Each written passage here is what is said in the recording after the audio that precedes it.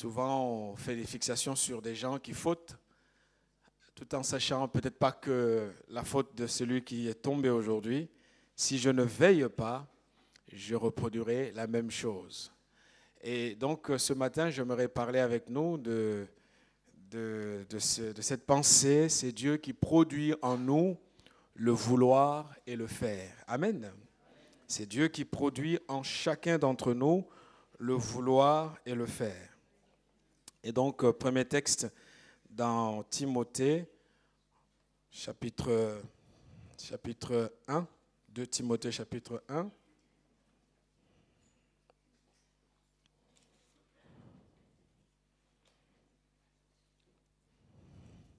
Paul dit ceci à son enfant Timothée, son enfant dans la foi. Il lui dit ceci. En effet, ce n'est pas un esprit de timidité que Dieu nous a donné, mais un esprit de force, d'amour et de sagesse. N'aie donc pas honte du témoignage à rendre à notre Seigneur, ni de moi son prisonnier, mais souffre avec moi pour l'Évangile en comptant sur la puissance de Dieu. Et nous allons rajouter avec cette autre parole dans Philippiens, le texte de Philippiens, chapitre 2, l'épître de Paul aux chrétiens de Philippe. Il leur dit ceci, Philippiens chapitre 2, versets 13 à 16. En effet, c'est Dieu qui produit en vous le vouloir et le faire pour son projet bienveillant. Faites tout sans murmure ni contestation, afin d'être irréprochables et purs des enfants de Dieu, sans défaut, au milieu d'une génération perverse et corrompue. C'est comme des flambeaux dans le monde que vous brillez parmi eux, en portant la parole de vie. Je pourrais alors être fier le jour de Christ de n'avoir pas couru ni travaillé pour rien. Et voilà, donc avant d'aller plus loin, on va prier le Seigneur et lui demander de nous accorder sa grâce. Nous te disons merci Jésus pour ta fidélité. Seigneur, nous te demandons de nous bénir, te demandons de bénir ta parole. Que ce matin soit vraiment une matinée où nous sortirons d'ici avec quelque chose venant de toi. Tu veux nous parler, Seigneur. Tu connais notre état d'âme, tu connais notre cœur. Tu sais où est-ce que nous en sommes avec toi. Et Seigneur, que cette parole puisse nous éclairer, nous encourager, nous fortifier sur le plan de notre engagement dans l'œuvre que tu nous as confiée. Au nom de Jésus, sois béni. Amen. Voilà, je disais que cet homme qui ce capitaine de ce bateau a commis un acte qui, pour la plupart d'entre nous, n'est pas acceptable. La preuve en est qu'il a eu des procès et je ne sais même pas si ça a été tranché. Mais ce qui est sûr, la justice le poursuit pour son comportement. Et le comportement de cet homme n'est pas quelque chose d'exceptionnel. On le fait. Certains d'entre nous, nous nous comportons comme lui. Et vous savez, la parole de Dieu nous montre que c'est Dieu qui nous donne la force d'être fidèles. La force de le servir et de ne pas nous comporter comme les mercenaires. Jésus disait dans Jean chapitre 10, il expliquait que lui, il est le bon berger. Et il va expliquer que je suis le bon berger. Le bon berger donne sa vie pour ses brebis. Mais le mercenaire qui n'est pas le berger et à qui n'appartiennent pas les brebis, voit venir le loup, abandonne les brebis et prend la fuite. Et le loup les ravit et les disperse et le mercenaire s'enfuit parce qu'il est mercenaire et qu'il ne se met point en peine des brebis. Jésus insiste et dit, moi, je suis le bon berger. Alors, je ne sais pas quelle est notre qualité, quelle sorte de berger nous sommes lorsque Christ nous confie une bergerie. Parfois, on pense que je ne suis berger que quand je suis pasteur et je dirige une communauté. Pas forcément. Dieu nous a établis, chacun à son niveau, et il a fait de nous des bergers. Nous sommes bergers de notre famille. Nous sommes le berger de notre, si je suis en responsabilité au travail, je suis un berger.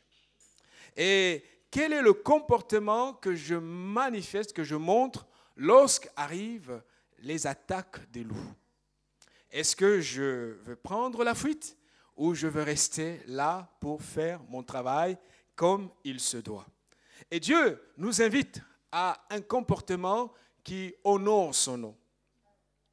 Le service de Dieu dans l'Église, la tâche qui nous est confiée, le ministère. J'ai bien apprécié le texte qui a été lu pendant la Sainte Seine, où là, nous sommes interpellés, nous sommes appelés par Dieu à prendre conscience de la responsabilité qui nous a été accordée.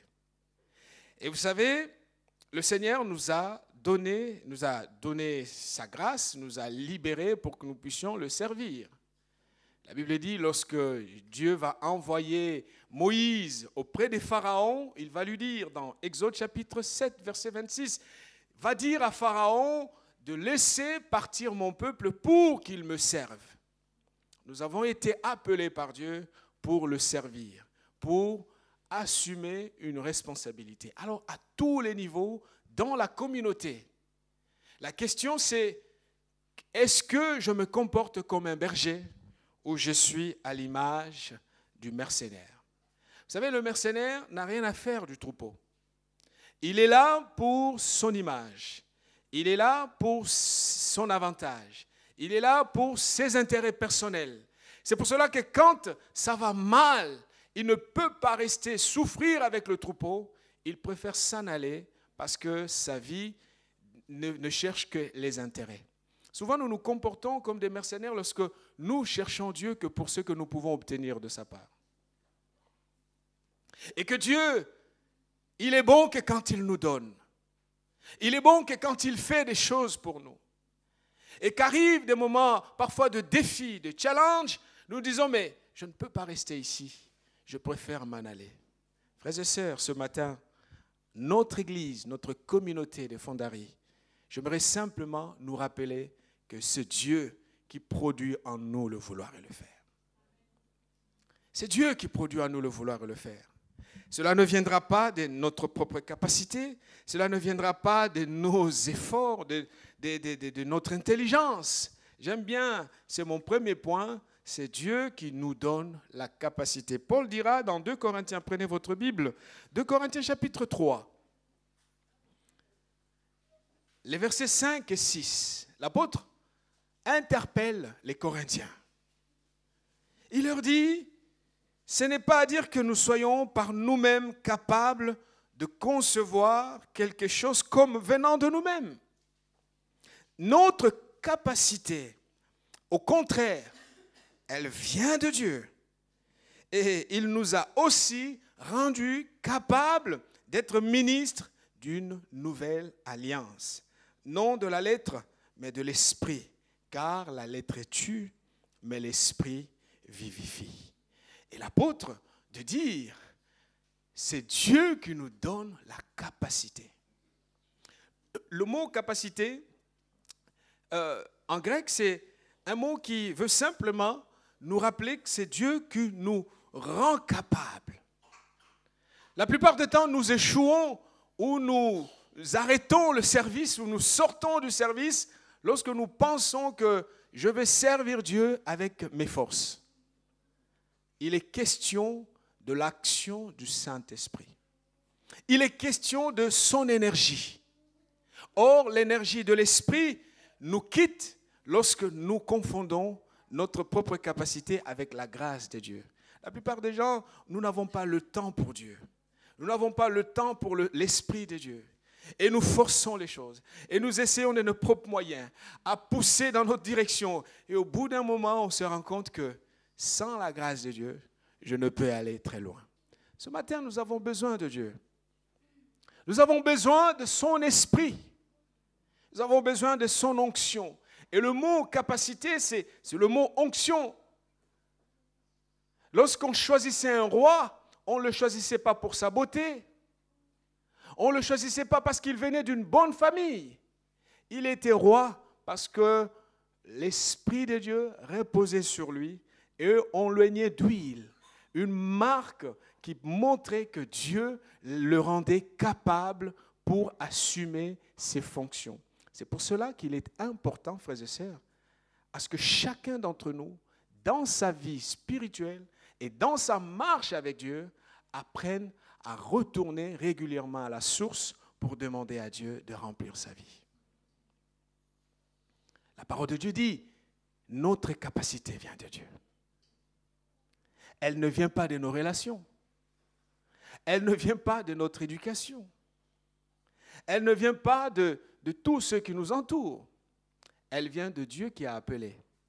Et si Dieu m'a appelé, j'ai besoin de rester tout le temps en connexion avec lui. Pareil pour les prophètes. Pareil pour les prêtres. C'est pour cela que personne ne pouvait s'imposer prêtre. Il fallait qu'on le choisisse. Et que quand on l'avait choisi, on loignait d'huile pour qu'il soit capable de servir Dieu. Alors, on voit que c'est une capacité qui ne se fabrique pas. C'est une capacité qui se renouvelle dans la sanctification et dans la prière. Dans la lecture de la parole de Dieu. On ne peut pas continuer à prendre Dieu pour un tonton gentil. Dieu n'est pas notre grand-père. Nous avons besoin de marcher selon sa parole. Nous avons besoin de craindre son nom. Nous avons besoin de le craindre dans notre vie de tous les jours. La sanctification est l'élément central. Elle donne la force de poursuivre la marche avec Dieu. Parce que le péché nous culpabilise. Et lorsqu'il nous culpabilise, il nous ralentit. C'est pour cela qu'il est difficile de continuer à tripoter les choses, à vivre dans le péché et croire que Dieu nous renouvelle. Le renouvellement de l'esprit, la puissance de Dieu passe obligatoirement par une vie qui honore Dieu, une vie qui est à l'image de ce que Dieu attend de nous. Alors je ne dis pas que nous sommes des super parfaits. Ce n'est pas ça la question. La question c'est que ma vie doit être placée sous le regard de Dieu. Alléluia. Ma vie doit être placée sous son regard. Parce que la capacité que Dieu donne nous permet de réaliser son œuvre. Le problème, comme je l'ai dit, le problème c'est notre manque de temps. Nous n'avons pas le temps pour Dieu. Autant nous sommes occupés par notre travail, par la vie, la pression de la vie parisienne, de la région parisienne, Dieu n'est pas une priorité. Parfois, il faut qu'on se dise des choses en toute vérité. Dieu n'a pas beaucoup de place dans notre vie. Vous savez, ce qui vous occupe, ce qui occupe votre esprit, vous l'avez tout le temps.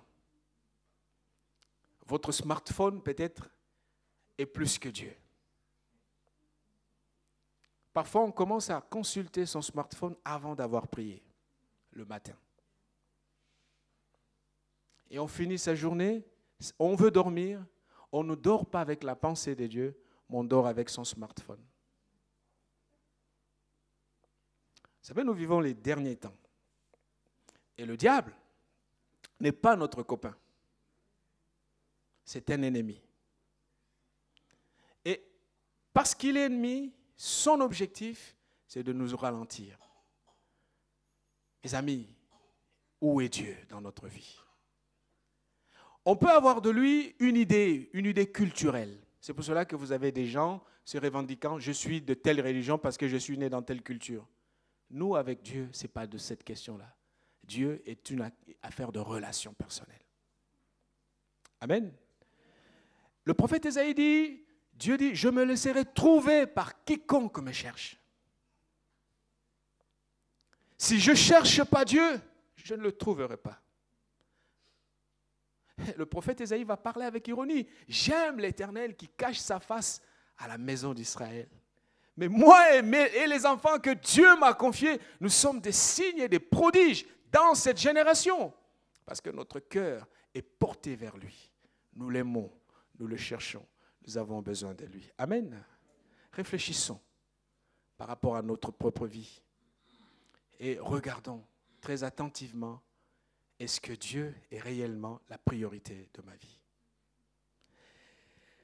Jésus disait, dans Jean chapitre 15, verset 5, il dit, « Sans moi, vous ne pouvez rien. » Nous n'avons pas l'humilité de l'admettre. Il nous manque cette dose d'humilité pour dire, Seigneur, c'est vrai que sans toi, je ne peux rien. Je peux être beau, je peux être intelligent, je peux être belle, je peux avoir des diplômes, je suis issu d'une bonne famille, mais sans toi, Seigneur, je ne peux rien. Toi, tu es tout pour moi. Tu as ce qu'il me faut. Tu as ce dont j'ai besoin. L'apôtre Pierre va dire à Jésus, mais tu veux qu'on aille où? Chez qui? C'est toi qui as les paroles de la vie éternelle. Et nous l'avons trouvé. C'est pour cela qu'on est là. Tous, ils s'en vont, mais ce n'est pas grave. On est là avec toi. Parce que nous avons trouvé ce que nous n'avons jamais su trouver auparavant. Auprès de toi, nous avons ce qu'il nous faut.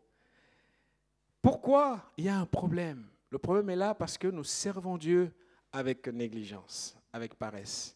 Et le prophète Jérémie dira, dans Jérémie 48, verset 10, « Maudit soit quiconque fait avec négligence l'œuvre de Dieu. »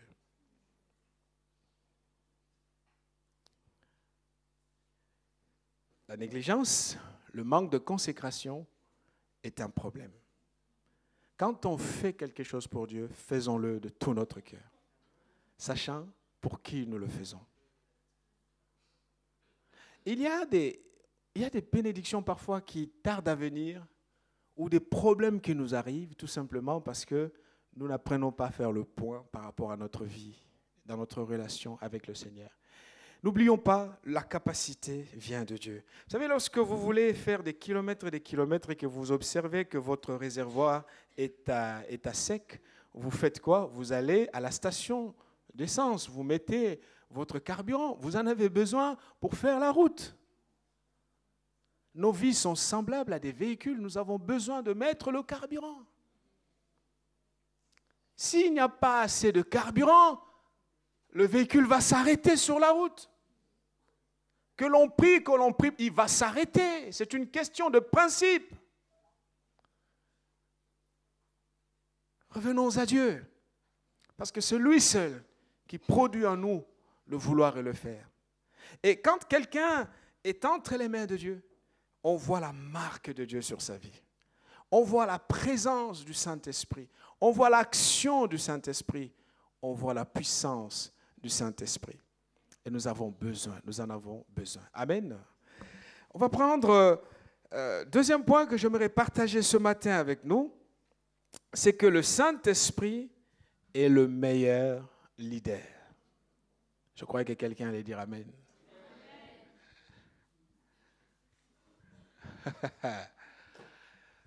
Le Saint-Esprit est le meilleur leader.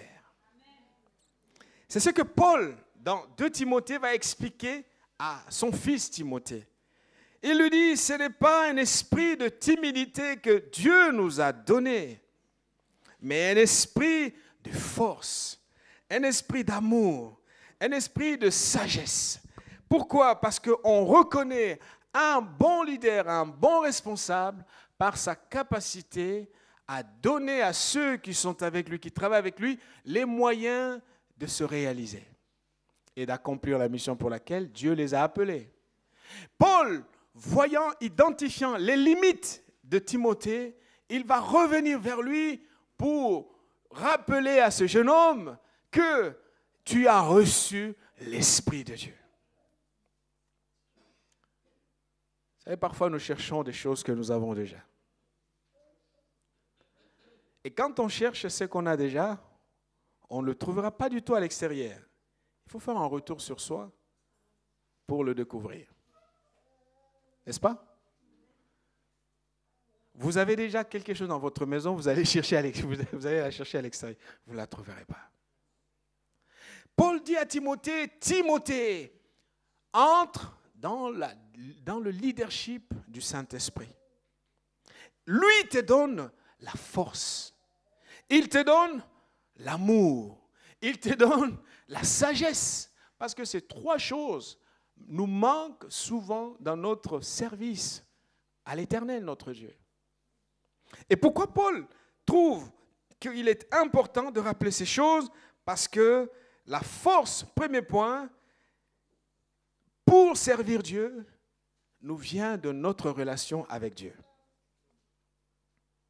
Et Paul lui dit, tu as des hésitations, tu doutes, mais tu sais, il te faut simplement ranimer le don de l'Esprit de Dieu que tu as déjà reçu. Nous faisons des kilomètres et des kilomètres à la recherche d'un nouveau prophète ou d'une nouvelle onction. Tu l'as déjà reçu. L'Esprit Saint est sur toi. Du moment où tu es converti, tu as reçu Christ comme Seigneur et Sauveur, Dieu t'a donné son Esprit. À présent, il faut simplement reconnaître l'action de l'Esprit dans ton cœur et savoir que c'est lui qui te donne la force. Alléluia. C'est le Saint-Esprit qui nous donne la force, mes amis. Zacharie disait, dans Zacharie 4, le prophète Zacharie disait, versets 6 et 7, ce n'est ni par la puissance, ni par la force, c'est-à-dire la force humaine, la force fabriquée. Mais c'est par mon esprit, dit l'Éternel des armées. Et la suite, qui es-tu, grande montagne, devant Zorobabel? Tu seras aplani. Il posera la pierre principale au milieu des acclamations. Grâce, grâce à elle. Ou grâce par elle, ça dépend pour elle, ça dépend des versions. Autrement dit, l'Esprit de Dieu produit en nous le courage de servir Dieu. L'Esprit de Dieu nous donne la compétence de travailler.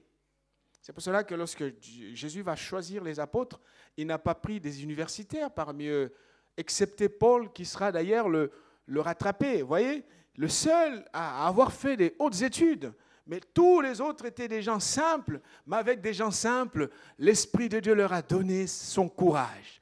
Au point que lorsque, après la Pentecôte, ils se lèvent pour proclamer l'Évangile, ça pose problème aux principaux sacrificataires. Ils disent, ces gens qui étaient timides et qui avaient peur, quelque chose s'est passé. Parce que l'onction de Dieu, l'Esprit de Dieu était sur eux et il leur donnait la force de témoigner Jésus-Christ.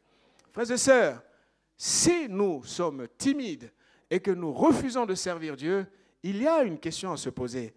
Quelle est l'action de l'Esprit de Dieu dans ma vie? Il y a une corrélation entre ces choses. L'Esprit produit le courage. La timidité à l'excès est un problème. Parce que lorsque nous sommes remplis du Saint-Esprit, nos limites sont dépassées par la puissance du Saint-Esprit. On pourra revenir. Et l'Esprit nous remplit. Paul dit, l'Esprit de Dieu nous remplit. Et il a vu les limites de Timothée, mais il est venu l'encourager. Deuxième point, c'est l'Esprit qui nous donne l'amour du service. Vous savez, lorsqu'on se cache, Timothée est peut-être timide, mais lorsqu'on dit, mais moi, je n'arrive pas à faire ça, je n'ai pas trop le courage, j'ai peur, je n'ai pas envie. Quelque part, on peut poser la question, quand on aime, voyez-vous. Quand j'aime, j'y vais totalement. Et Paul de dire à Timothée, l'amour du service vient par l'action du Saint-Esprit. Le Saint-Esprit produit dans le cœur du croyant l'amour. Vous savez, le service de Dieu, servir Dieu n'est pas simplement une manière, je me suis inscrit dans tel groupe, donc je fais ceci et puis voilà. Non, il est question de vie humaine. C'est une question des gens qui sont sauvés. Et pour servir Dieu avec amour, ça va nous demander du temps. Et pour donner notre temps, ça nous coûte. Lorsque Jésus rencontre Pierre, après que Pierre ait vécu de moments difficiles, l'abandon, il a rétrogradé carrément, et il était dans des interrogations, il nous arrive de nous interroger. Et Jésus arrive dans Jean chapitre 21, il voit Pierre, il dit, Pierre, est-ce que tu m'aimes? Pierre dit, oui, je t'aime. Jésus n'a pas dit, tu es un mec super. Il a dit, si tu m'aimes, va paître mon troupeau. Amen. Si tu m'aimes, je le verrai par le service. Je le verrai par ton engagement. Je le verrai par ta volonté à accepter la contrariété des troupeaux, à les porter, à les laver, à les écouter, à les nourrir. Vous savez, les brebis, ça ne donne pas que de la bonne odeur, voyez-vous. Il y en a d'autres qui sont capricieuses, il faut les porter sur ses épaules. Et Pierre probablement s'est dit, mais qu'est-ce que j'ai à faire avec un travail aussi difficile? Je reprends mon ancien boulot. Quand je faisais la pêche, je ne me bagarrais pas avec les différentes volontés, avec les différents points de vue. Non, je faisais mon travail, j'étais mon boss, un point c'est tout. Mais là, il va falloir négocier, parler avec les gens. Il dit, mais non, ça ne me donne pas envie. Et il a arrêté, il a repris la pêche. Et quand Jésus vient vers lui, il lui dit, si tu m'aimes, il n'y a qu'un seul élément qui me permettra de le savoir. Si tu m'aimes, va paître mon troupeau, va me servir. Amen. Aimer Dieu, ce n'est pas simplement venir chanter, lever les mains, adorer, repartir chez soi. Ce n'est pas du tout ça. Un païen peut prendre cette posture et l'accomplir parfaitement. Par contre, le service de Dieu appartient à ceux qui aiment Dieu. Parce qu'en servant Dieu, le diable nous combat, notre chair nous combat, on lutte contre ces choses. J'aimerais simplement, lorsque Paul dira à Timothée, il dit, j'ai combattu le bon combat, j'ai gardé la foi. Paul a combattu les rois, il a combattu les militaires, il a combattu les puissances des ténèbres. Vous savez qu'on jeûnait, pour tuer Paul. Est-ce que vous le savez? Dans les Actes des Apôtres, on se mettait en équipe, en groupe de prière, les gens jeûnaient pour le faire mourir. Et tout cela, Paul a combattu contre ce genre-là. Il dit, j'ai combattu le bon combat. J'ai peut-être perdu beaucoup de choses, mais j'ai gardé la foi. Quand on se lève le matin, on n'est pas tous heureux de venir à l'église. On n'est pas tous contents de venir à l'église. Mais on vient parce que je garde la foi. Je ne veux pas la perdre. J'y vais parce qu'on va me parler de Dieu. Un message va m'interpeller. Quelque chose va me confronter. Je vais décider.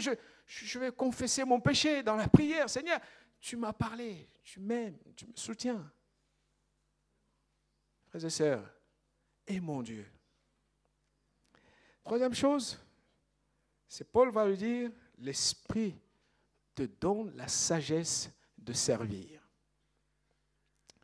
Nous avons besoin de cet élément, la sagesse de l'Esprit, qui, au fait, concrètement, c'est la vision que l'Esprit vient nous donner dans le service de Dieu, dans notre manière de suivre les voies de Dieu, dans notre manière de suivre les orientations du Saint-Esprit. La parole de Dieu dit que l'Esprit de l'Éternel reposera sur lui, esprit de sagesse et d'intelligence. Lorsque je reconnais vraiment ce que l'Esprit produit en moi, je finis par voir la sagesse de Dieu qui se manifeste par l'action du Saint-Esprit dans mon cœur. Il me donne la vision, il me guide sur le droit chemin. Lorsque je m'égare, il me dit arrête, reviens. Il faut simplement l'écouter, il faut simplement entendre sa voix et revenir dans la bonne direction. Et quand il y a tous ces éléments, Paul pose la question. Il y a une conséquence. Il lui dit, n'aie donc point honte. Parce que tu as ces trois choses. Tu as la force, tu as l'amour, tu as la sagesse de l'esprit. Pourquoi avoir honte de notre Seigneur Jésus-Christ? Si nous avons la force de Dieu, si nous avons l'amour du service, l'amour pour Dieu et l'amour pour le service, si nous avons la sagesse que Dieu nous donne, alors pourquoi avoir honte? Paul lui dit, n'aie donc point honte. La honte n'a plus de place dans la communauté des croyants. Amen. La timidité coupable n'a plus de place. Elle n'a plus de place et nous devons servir, obéir et suivre la voie de Dieu. Amen.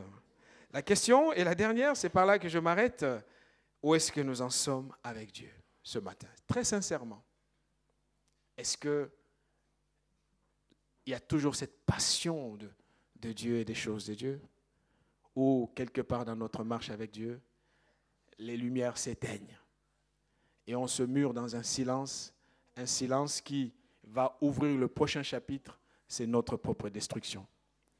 Nous avons besoin de revenir à Dieu et nous avons besoin de chercher sa face. La capacité vient de lui, la capacité de le servir, la capacité de l'aimer à nouveau, d'être passionné par lui. Et ces choses sont là pour nous, que Dieu nous accorde son soutien. Nous allons prier.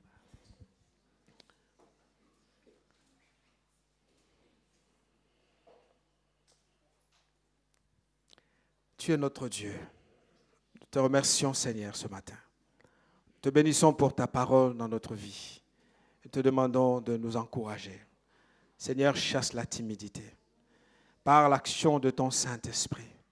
Que cette connaissance, la connaissance de ta parole nous libère intégralement et nous donne de saisir pleinement les merveilles de ta parole. Reçois la gloire et la louange. Au nom de Jésus. Amen.